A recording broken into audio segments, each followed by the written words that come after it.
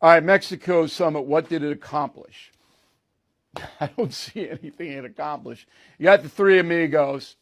One very funny thing was in the Q&A, the amigo in the middle, Obrador, president of Mexico, took 28 minutes to answer a question. I mean, my 28 minutes to answer one question. So if you want to strip all this down, Mexico is the problem in this hemisphere. Mexico is the problem. All right? They're not an equal partner. They're not a nation that's doing any good for anybody. They're a problem. Back it up, O'Reilly. Here we go. Population of Mexico, 129 million. 44% of the population live below the poverty line in that country. 44%. The average wage, $17,000. So you want to know why they come here? That's why. They can't make a living, they being the Mexican population in their own country. How about violence? Mexico is the most violent country on the face of the earth. 2021, 44,000 homicides compared to the USA's 23,000, and we have almost 3 times as many people here. But added to the 44 homicides, 1,000 homicides, 22,500 people disappeared in Mexico. Where do you think they are? They're dead. Do the math. 66,000 people murdered in Mexico in 1 year.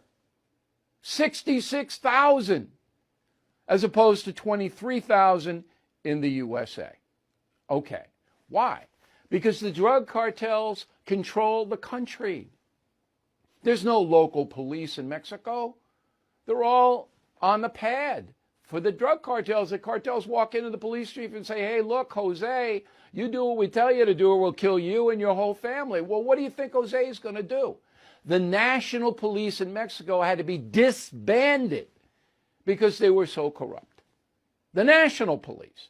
There's no local police. There's no national police. There's only the armed forces. And Obrador, again, like Biden, doesn't care about the cartels. Lets them run wild.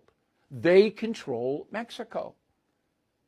And they smuggle narcotics into the United States that kill hundreds of thousands of people. Is that not an attack on our country? I put the migrant issue aside. These cartels are attacking the American public with this vast swath of narcotics. Yes, Biden is somewhat at fault for allowing it, and Obrador is worse than Biden because he basically surrendered. You don't bother me, Obrador, which means you don't put a bullet in my head, and I won't bother you. You can do what you want. That's Mexico. They're the problem. That's why I won't go there. And then, this charade of the three amigos, and they're all out there and they're cooperating. Bull. It's a lie. Biden doesn't care. Just like the airlines. He doesn't care. This is making me crazy. I think you picked up on that. All right? So nothing is going to happen good as long as Biden's president. Now, Trump had Obrador scared, and we've gone through that. I'm not going to be redundant again. Trump scared him and forced Obrador to at least do something to try to stop the migration. They didn't stop the drug trafficking. Now, the only way to stop that is to declare the Mexican drug cartels terrorists, drone them, send in special forces, and kill them. Do you know the DEA agents working with the Mexicans cannot carry firearms in Mexico, putting them all at risk?